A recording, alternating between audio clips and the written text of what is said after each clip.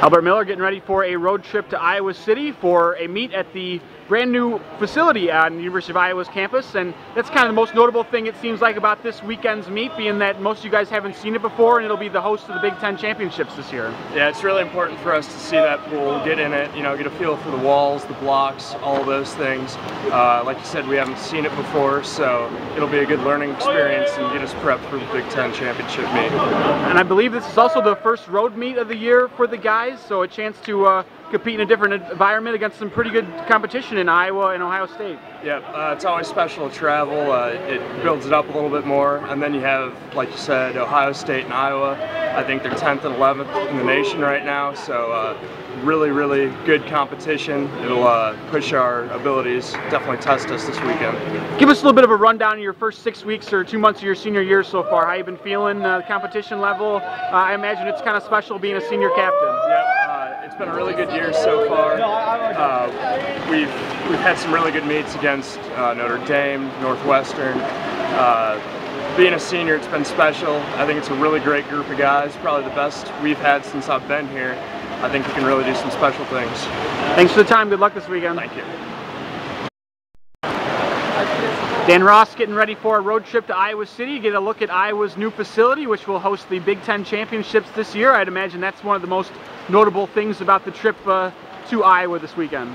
We hadn't swum Iowa in a couple of years, and that was definitely an impetus for us to get out there so we could do a dry run. John and I talked about it, and Adam's going out and staying in the same hotel. We're going to stay for Big Tens, have a meal there, you know, get the lay of the land, how to, you know, figure out the pool, figure out all the kind of things that we need to figure out before we go to the competition, you know, come February. So that is one of the reasons we scheduled it.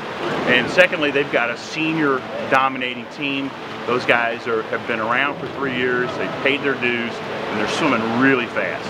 So they are ranked 10th in the country right now based on their dual meet schedule this fall.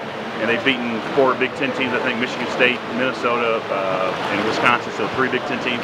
And then Ohio State, of course, has been one of the premier teams in our conference for the last 3 or 4 years. And they are ranked 11th in the country, and I think we're 17th. So 2 things. One, we're going to go out there from a Big Ten standpoint and figure out the lay of the land, get ready for the conference meet.